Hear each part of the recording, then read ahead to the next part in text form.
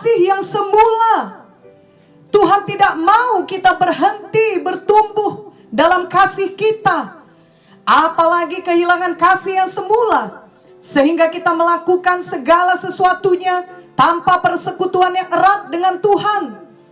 Biarlah kasih kita tetap bertumbuh. Kita tidak menjadi mundur rohani atau menjadi dingin. Janganlah kita sampai kehilangan kasih yang semula. Namun bila hal itu sudah terjadi, marilah kita bertobat. Sama seperti yang dikatakan Tuhan kepada sidang Efesus. Ada teguran Tuhan kepada sidang di Efesus yang dapat kita baca dalam Wahyu 2 ayat 2-5. Aku tahu segala pekerjaanmu, baik jerih payahmu maupun ketekunanmu. Aku tahu bahwa engkau tidak dapat sabar terhadap orang-orang jahat, bahwa engkau telah mencobai mereka yang menyebut dirinya rasul, tetapi yang sebenarnya tidak demikian, bahwa engkau telah mendapati mereka pendusta, dan engkau tetap sabar dan menderita oleh karena namaku, dan engkau tidak mengenal lelah. Namun demikian aku mencela engkau, karena engkau telah meninggalkan kasihmu yang semula. Sebab itu ingatlah betapa dalamnya engkau telah jatuh. Bertobatlah dan lakukanlah lagi apa yang semula engkau lakukan. Jika tidak demikian, aku akan datang kepadamu, dan aku akan mengambil kaki dianmu dari tempatnya, jikalau engkau tidak bertobat. Tuhan menyuruh sidang ini bertobat dan kembali pada kasih yang semula. Jika tidak, Tuhan akan mengangkat kaki dian dari tempatnya. Ini mengingatkan kita bahwa sesudah kita lahir baru, kita harus memelihara persekutuan dengan Tuhan. Semakin hari, semakin mengenal Tuhan, semakin intim dan dekat dengan Tuhan, semakin mengasihi Tuhan. Tuhan menghendaki seluruh pelayanan kita berasal dari kasih kita kepada Tuhan. Tuhan ternyata mencela pelayanan yang hebat seperti dalam Wahyu 2 ayat 2-5 di atas, namun kehilangan kasih semula. Tuhan tidak berkata, kamu sudah mempunyai begitu hebat pelayanan, hanya saja kurang kasih, tidak apa-apalah. Sebaliknya Tuhan berkata, bertobatlah. Dan jika kita tetap tidak mau bertobat, maka Tuhan akan bertindak, memindahkan kaki dian dari sidang Tuhan. Betapa pentingnya kita memelihara kasih kita kepada Tuhan, melebihi segala pelayanan kita kepada Tuhan.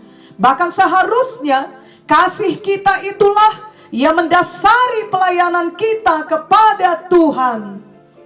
Kita mengetahui bahwa kanak-kanak sangat mementingkan diri sendiri.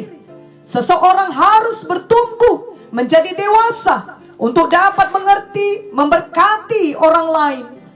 Demikian juga secara rohani. Jika kita tetap bayi-bayi ataupun kanak-kanak, kita tidak akan pernah bertumbuh dalam kasih Tuhan. Bahkan lama-kelamaan kasih kita yang semula akan hilang.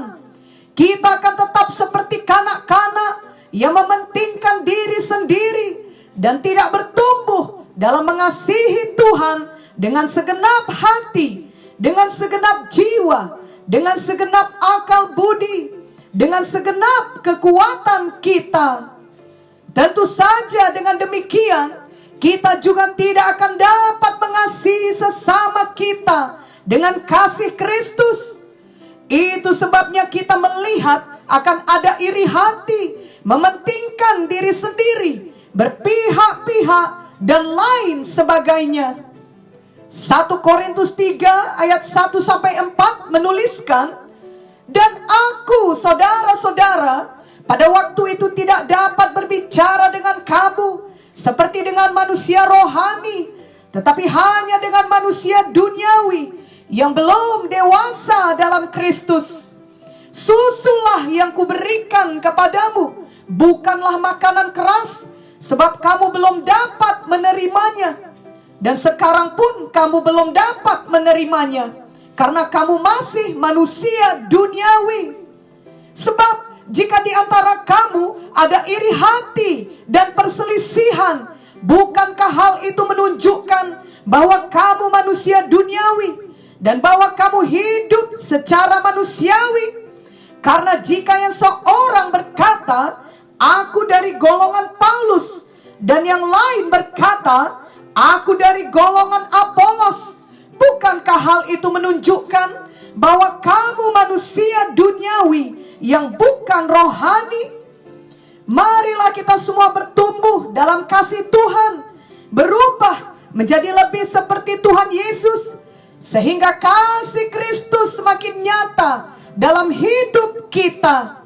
Kita bukan manusia duniawi yang kehilangan kasih semula, tetapi kita adalah manusia rohani yang selalu bertumbuh dalam mengasihi Tuhan dengan segenap hati, dengan segenap jiwa, dengan segenap akal budi, dan dengan segenap kekuatan kita.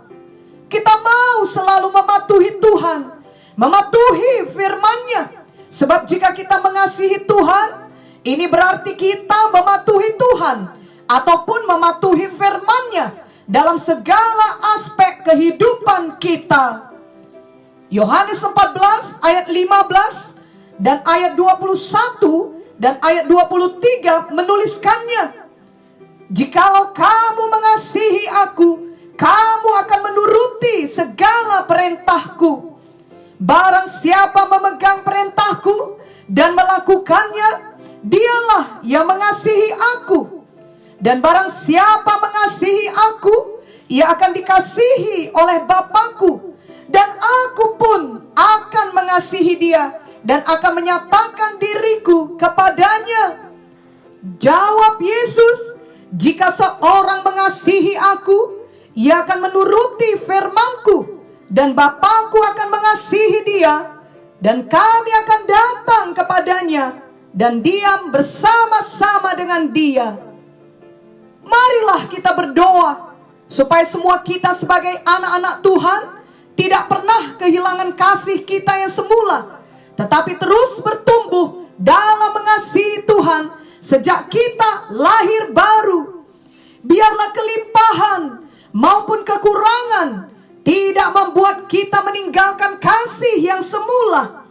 Biarlah kenyamanan maupun kesulitan tidak membuat kita meninggalkan kasih yang semula.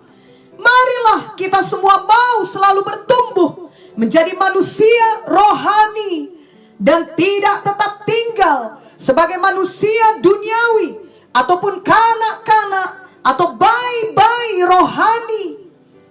Marilah kita membaca Yohanes 21 ayat 15 sampai 17. Sesudah sarapan, Yesus berkata kepada Simon Petrus, Simon, anak Yohanes, apakah engkau mengasihi aku lebih daripada mereka ini?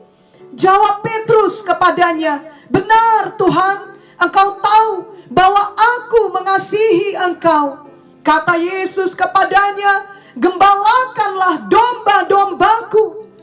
Kata Yesus pula kepadanya untuk kedua kalinya, Simon, anak Yohanes, apakah engkau mengasihi aku? Jawab Petrus kepadanya, benar Tuhan, engkau tahu bahwa aku mengasihi engkau. Kata Yesus kepadanya, gembalakanlah domba-dombaku. Kata Yesus kepadanya untuk ketiga kalinya, Simon, anak Yohanes, apakah engkau mengasihi aku?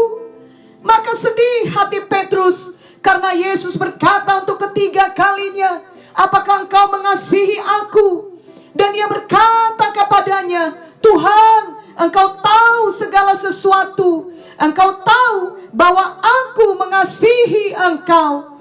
Kata Yesus kepadanya, gembalakanlah domba-dombaku. Sesungguhnya Tuhan Yesus mengetahui bahwa Simon telah menyangkal dia 3 kali. Dan Simon telah mengajak teman-temannya menangkap ikan kembali. Padahal Tuhan telah menyuruh dia untuk menjadi penjala manusia, bukan lagi penjala ikan. Matius 4 ayat 19 menuliskan, Yesus berkata kepada mereka, "Mari ikutlah aku, dan kamu akan kujadikan penjala manusia." Jadi sebenarnya Tuhan Yesus dapat saja bertanya kepada Simon, "Apakah engkau sungguh-sungguh bertobat dari menyangkal aku? Apakah engkau mau sungguh-sungguh mengikut aku? Apakah engkau sudah menyadari keadaan rohanimu saat ini?" Tuhan Yesus tidak menanyakan hal-hal tersebut, tapi Ia menanyakan apakah Simon mengasihi Dia lebih dari segalanya. Sebab bagaimana hebatnya pun pelayanan Simon Petrus, semua itu akan sia-sia jika tidak didasari oleh ia mengasihi Tuhan dengan segenap hati. Inilah hukum yang terutama, dan dari sanalah juga dasarnya seluruh kehidupan dan pelayanan kita. Dalam Matius 22 ayat 37 sampai 40 dituliskan, jawab Yesus kepadanya, "Kasihilah Tuhan Allahmu dengan segenap hatimu, dan dengan segenap jiwamu, dan dengan segenap akal budimu." Itulah hukum yang terutama dan yang pertama. Dan hukum yang kedua yang sama dengan itu ialah, kasihilah sesamamu manusia seperti dirimu sendiri. Pada kedua hukum inilah tergantung seluruh hukum Taurat dan kitab para nabi. Simon Petrus haruslah mengasihi Tuhan sungguh-sungguh, barulah ia dapat menggembalakan domba-domba Tuhan dengan kasih Kristus. Demikian juga kita, haruslah kita mengasihi Tuhan dengan segenap hati, dengan segenap jiwa, dan dengan segenap akal budi. Barulah kita dapat melayani jiwa-jiwa dengan kasih Kristus. Jikalau pelayanan kita tidak didasari oleh kasih Kristus, semua itu akan sia-sia. 1 Korintus 13 ayat 1 sampai 3 jelas mengatakannya. Marilah kita membacanya. Sekalipun aku dapat berkata-kata dengan semua bahasa manusia dan bahasa malaikat, tetapi jika aku tidak mempunyai kasih, aku sama dengan gong yang berkumandang dan canang yang gemerincing. Sekalipun aku mempunyai karunia untuk bernubuat, dan aku mengetahui segala rahasia, dan memiliki seluruh pengetahuan, dan sekalipun aku memiliki iman yang sempurna untuk memindahkan gunung, tetapi jika aku tidak mempunyai kasih, aku sama sekali tidak berguna. Dan sekalipun aku membagi-bagikan segala sesuatu yang ada padaku, bahkan menyerahkan tubuhku untuk dibakar, tetapi jika aku tidak mempunyai kasih, sedikit pun tidak ada faedahnya bagiku. Tuhan menghendaki agar kita mengasihi Dia dengan segenap hati, segenap jiwa, dengan segenap akal budi kita, dan dengan segenap kekuatan kita. Pada waktu kita lahir baru, kita merasakan kasih Tuhan yang luar biasa dalam menyelamatkan kita, sehingga Ia rela mengorbankan nyawanya untuk menebus dosa-dosa kita. 1 Yohanes 3 ayat 16 berkata, demikianlah kita ketahui kasih Kristus, yaitu bahwa Ia telah menyerahkan nyawanya untuk kita. Jadi kita pun wajib menyerahkan nyawa kita untuk saudara-saudara kita. Ini ayat yang sangat penting untuk kita ingat, kita renungkan, dan kita praktekkan dalam hidup kita sehari-hari. Kita sangat bersyukur dan berterima kasih kepada Tuhan, dan menyerahkan seluruh hidup kita untuk mengikut Tuhan dengan setia sepanjang hidup kita. Kita sangat berterima kasih kepada Tuhan Yesus yang sudah memindahkan kita dari jalan menuju kebinasaan kepada jalan yang menuju kehidupan kekal. Kita merasakan kasih Tuhan yang sedemikian besarnya bagi kita, dan kita mau mengasihi Tuhan dengan sungguh-sungguh. Itu sebabnya kita suka akan firman-Nya, suka berdoa, suka melayani, suka memberi, suka bersaksi. Semua itu karena kasih kita yang menyala-nyala bagi Tuhan. Inilah kasih yang semula, yang perlu terus menyala dan bertumbuh di dalam kita di sepanjang umur